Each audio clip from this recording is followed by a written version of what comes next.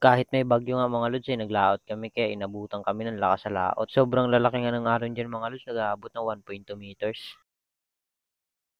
So yun, what's up mga lods, dito nga maaga pa lang kami nag-alis para makapag-provide ng aming pang-araw-araw. Maaga pa lang nga dito mga lods, maulan na gawa ng may bagyo. Kahit nga mga lods na may bagyo kailangan namin maglaot para may pang-araw-araw kami. Kung mapapansin nyo nga mga lods dito sa amin kalmang-kalma dahil gawa nga ng nakakubli yung lugar namin sa may pagitan ng Pasig at ng isla. Kaya nga yung lakas ng habagat mga lods halos hindi namin nararamdaman dito. Pero paglabas mo sa nakakubling lugar na yan mga lods mararamdaman mo na yung alon at hangin. So bali dyan nga sa tinuturo ko mga lods yan yung spot ng pag-aarya namin ng lambat. Pagkarating nga namin dyan mga lods agad na rin kami nag-arya. Hindi ko na nga naipakita yung pag-arya namin. Dito mga lods sa unang arya namin ay patapos na nga yan at binabatak na nila papa yung lambat at yan yung mga huli namin mga lods. Mga nasa 5 kilong balo din nga yan yung unang arya namin mga lods. Pagkatapos nga mga lods ng unang arya namin ay umihip na yung hanging habagat. Ramdam na nga namin yung lakas nito mga lods pero nag-arya pa rin kami ng pangalawang arya namin. Ito na nga yung pangalawang arya namin mga lods. Kung makikita nyo ay lumaki na yung mga alon at nag-ihip na rin yung malakas na hangin. Humihila nga kami ng lubid yan mga lods. Yan yung ginagamit namin na pantabog sa mga isda mga lods.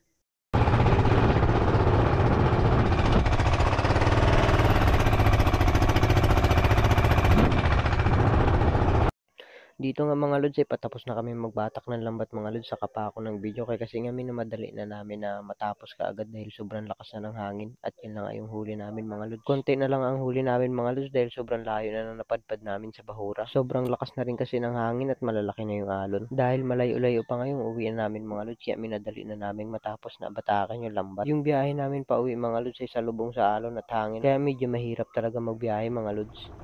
Kaputi-puti na mga lutso.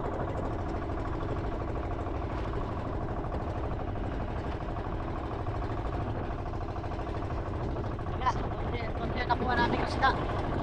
Sobrang lakas.